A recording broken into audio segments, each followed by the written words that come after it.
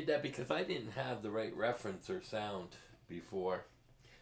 But I am out going to put this down. My buddy Mark's calling, but let me put this up here so I don't drop it. So, in this video, I'm going to talk about the industry and what I've been telling you guys all along has come out in the P. Diddy trial. You're like, what? Non-disclosures. Sheila E. testified today. You're not going to believe what she said.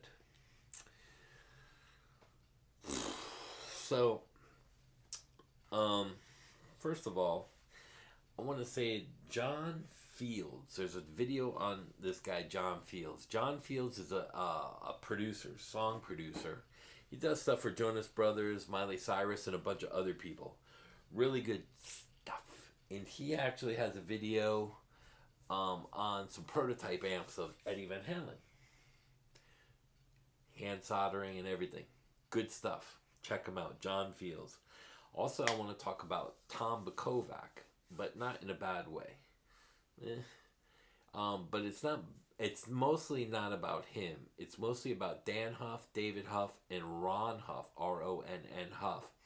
You see, what we haven't been told about this whole situation in the music industry in Nashville is the guy that controlled it all, Dan Huff's father.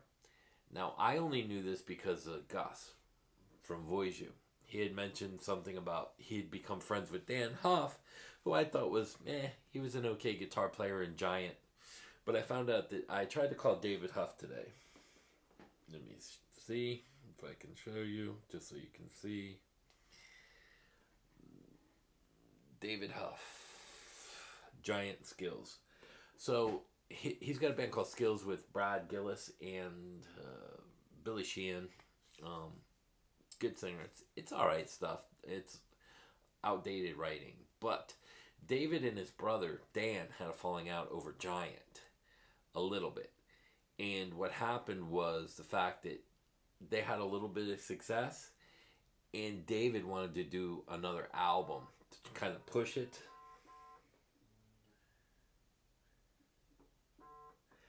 That's Richie.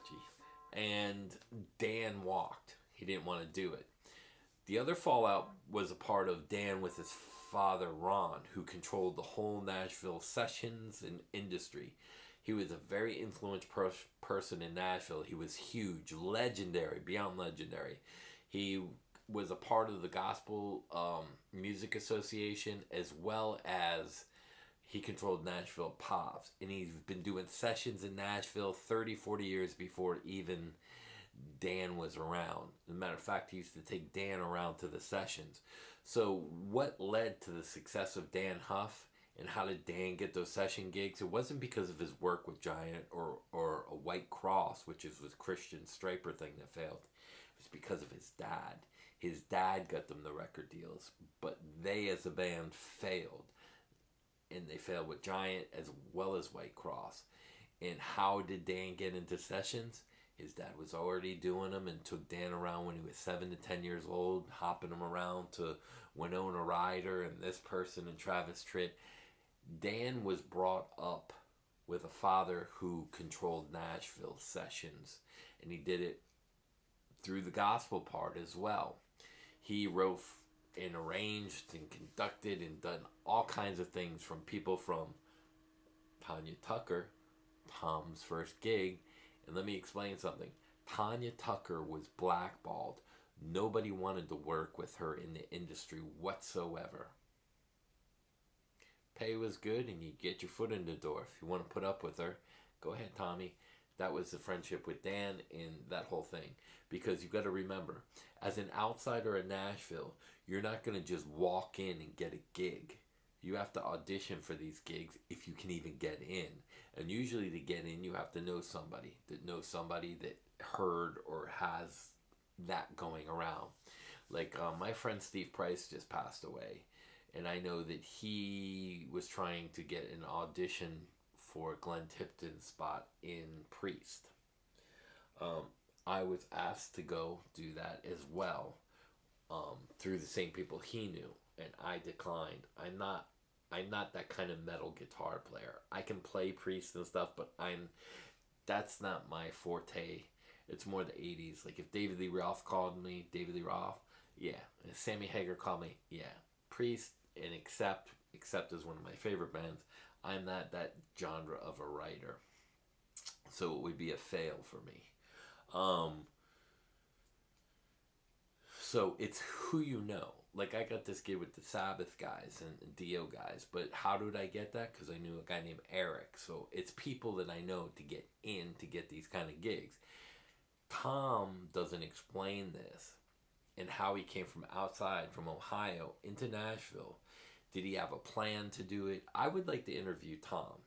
Seriously, I really would, and ask him, how did you break in? Were you doing cover gigs, and then you had a plan when you came to Ohio to map out? You knew Ron Huff was the biggest guy in town, and his son Dan was always around and playing local, and then he got into sessions later on.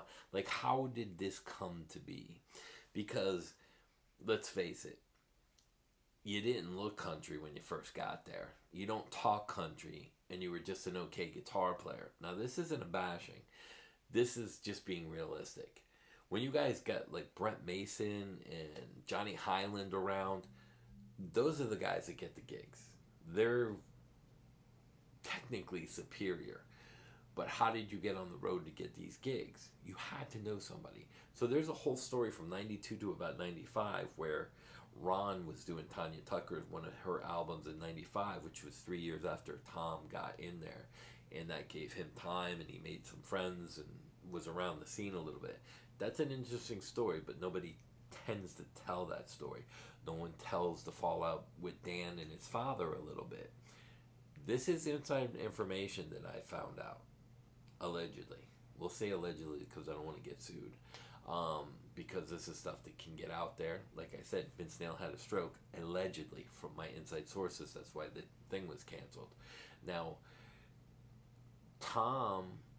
Dan, let's go back to Dan. Dan decided to start doing sessions for a lot of people. One of them was Michael Jackson. His dad didn't like him and knew he was a pedophile. Now, coming from the Christian background, you're helping somebody from a bad place retain his status by helping him as a session guitar player and helping him create more hits. And that was a no-no for the dad. Business is business, but he also did business on a different kind of level because he was into the gospel. So there was a little fallout between him and the father, and a fallout between the brother and brother. But they don't talk about this. And this is the interesting stuff. And then they don't talk about Tom coming in and taking under the wing, and the father helping everybody out. Dan, David, and Tom.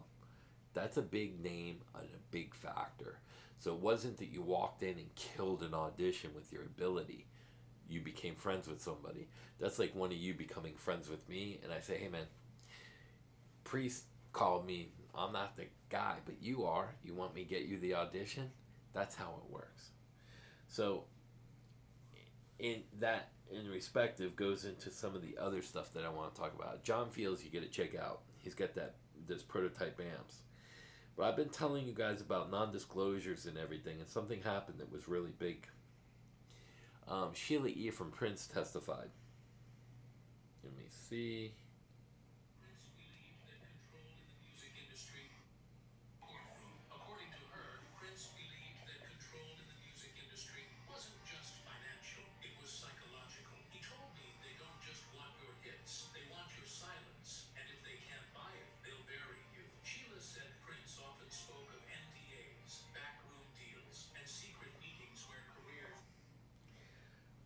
I don't know how many times I've told you about what I have to go through with these NDAs, and I've told you that the music industry is bad. Um, it's all coming out, and thank God, because I don't have to worry about who or what I say, because it's already out there. It's like the Biden thing. I'm not political. I'm not either side. I don't really give a shit. Because it never really affects me. Groceries might go up or property tax, but it's nothing that really affects me as a person. You know, it affects some people, but me, no. So there's a lot of stuff in that area that I don't really care. But I don't really like Biden either, because 50 years of doing nothing. And but I will say this about him. I do feel bad for him for the fact that they used him beyond what he can comprehend, because his intelligence isn't there, and they took advantage of an old man. And that is so against everything I stand for in humanity. I don't care what side you're on. Dark, seedy shit happens in the industry and it happens in politics. And it's a shame that they did that to somebody like that. It really is. It's a travesty as humanity. Um, that's all I can say about that kind of stuff. Now, I didn't know Sheila E. was going to testify, because there's some crazy stuff going on with this trial, with the P. Diddy stuff. One of them is the guy that shot up the Trump place in Doral, who's been in jail since then. Adi, something like that, who was been in jail since 2017, I think. And in back then, he was saying that CIA and some shooters with the Illuminati, with P. Diddy, and the Bushes and Clintons were going to do an assassination attempt on Trump 8 years ago. Everyone thought this guy was crazy, including me, because he walked into Trump's place shooting shit up. Now, Cassidy, P. Diddy's girlfriend, says, yeah, he signed an NDA for $5 million to have sex with me. He was having sex with her for like 5 to 10 years. He's some kind of adult porn star that tried to warn people about the business, kind of like Mel Gibson. And now I'm like, this guy's for real? They paid him an NDA for sex for $5 million and $1,000 a pop. It's gone beyond anything that I've told stories in private, and I can't tell you some of the stories on here. But even when I have to sign NDAs, they're very secretive and private against the labels in their artists, and it goes really big. So I just wanted to share that with you guys. The other thing that I kind of came across when I was looking at some of the Ron stuff, like when I was looking at his catalog of Celine Dion, Kenny Rogers, and stuff like that he wrote for or helped or did sessions with, I came across something really crazy about Prince, because I'm a big Prince fan. You're My Love, Kenny Rogers. Prince wrote that. Joe Cocker, Five Women. Prince wrote that. These are people I would never think that would ever record. Now, Kenny Rogers, I just told, was a huge Prince fan. Madonna, Love Song. I could see that. Waiting Room, No Doubt. He wrote for a song for No Doubt. Who knew? This is the crazy one that I was in total shock over. Stand Back by Stevie Nicks was written by Prince, along with some other stuff. I Feel For You, Shaka Khan. And with this here, Celine Dion. He went as far as to write for Celine Dion. So it just goes to show, like, even somebody like me in the industry can be shocked, and I can still learn stuff as well. It's a crazy thing, but it happens. It's out there. I've also been a part of it and seen it firsthand, politically. Like I said, I got arrested, and my son doesn't really know about it, but he knows I was. But that was, we thought it was politically motivated against my father. The private investigators were hired. Dealt with my bodyguard, Orrin Honenstein. But it also involved Todd Fatata, who was a BSO officer. And Orrin, my friend that I grew up with, drank with, partied with, played golf with, went out, hung out, who actually was on the road with me, he's not with us no more. And that's a whole story that I probably shouldn't get into, but it deals with the feds and the Broward Sheriff's Office and some other people. But it was 2 50-year minimum mandatory sentences back to back. So it was 100 years. I was looking at getting out at 140 years old. As you can see, I'm still here, and it didn't go through. Thank God. Cost me a lot of money, and it was a long time. It was a 12-year period of between pre-trial and everything. And during there, I went to the feds and Orrin didn't make it. Now, you can draw your own conclusions. I know what happened. Skittles happened. I'd like to give my new sponsor a shout out. Skittles, please sponsor me. I just need a bag a week.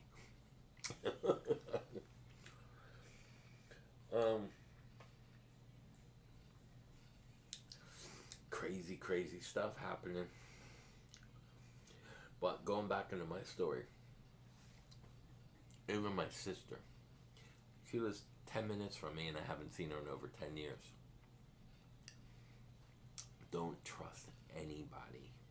I'm telling you now, never trust anybody. The only person you can trust is yourself, because you know your own limitations. You don't know the limits of other people. And Mr. Bukovac, please come on here and let me interview you. Let me tell the story between 92 and your first gig with Tanya Tucker that nobody wanted to deal with. Were you friends with Ron first? Were you friends with Dan first? How did you go out there with an agent in mind? Did you do research in Ohio? Who the big producers were? Did you chart all the studios out? You had to have a plan. You didn't just wing it. I know you're not that stupid.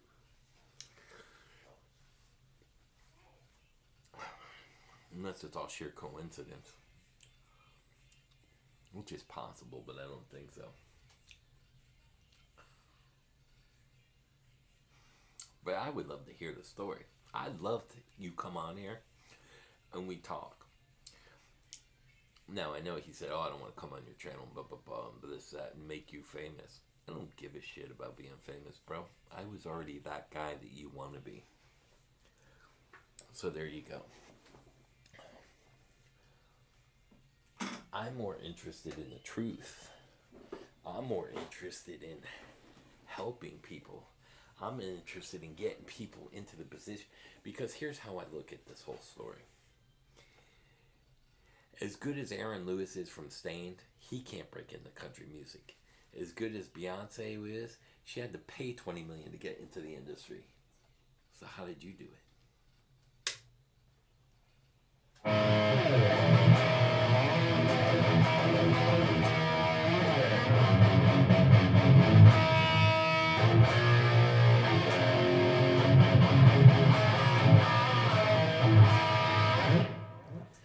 Got another thing coming.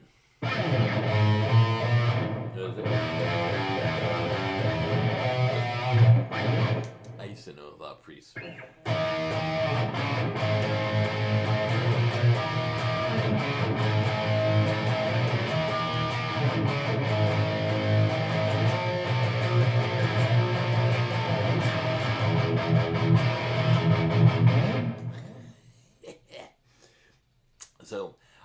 So, I didn't play this guitar. I didn't use the same mic, and my setting was off. The last time when I did this, the EVH Stealth Lunchbox, so I didn't think it was a fair comparison. So, let's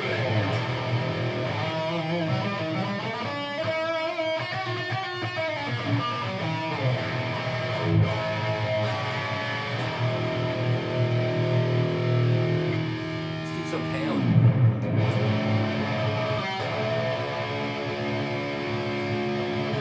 Let me do one of my old ones.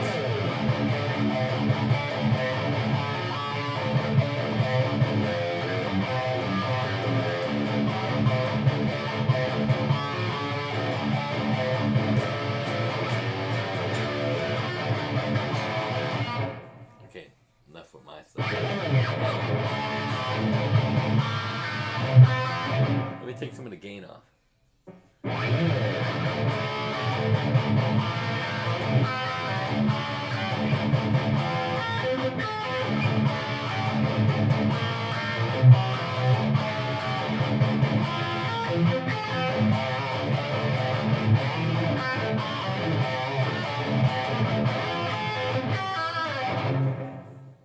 My new lick.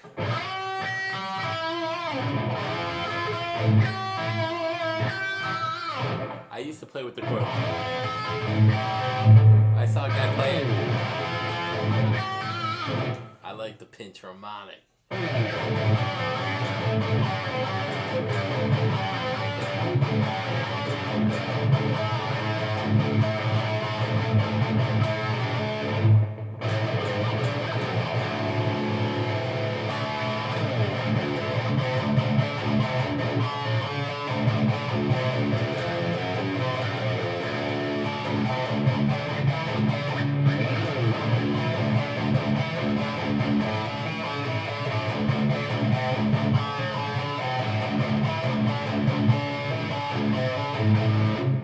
I gotta turn that into a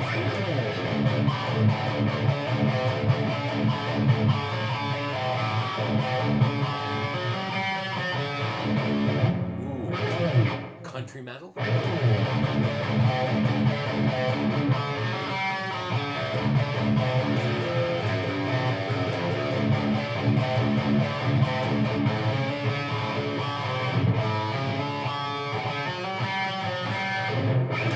Oh, baby.